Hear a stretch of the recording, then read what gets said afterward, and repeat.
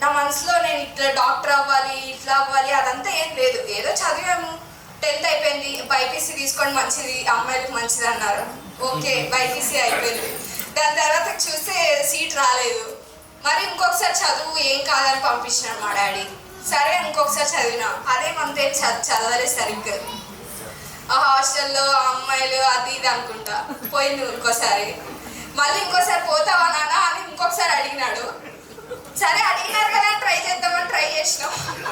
అప్పుడు కొంచెం సీరియస్గా ట్రై చేసినాం. అది జస్ట్ ఒక 10 మార్క్స్లో పోయింది సీట్.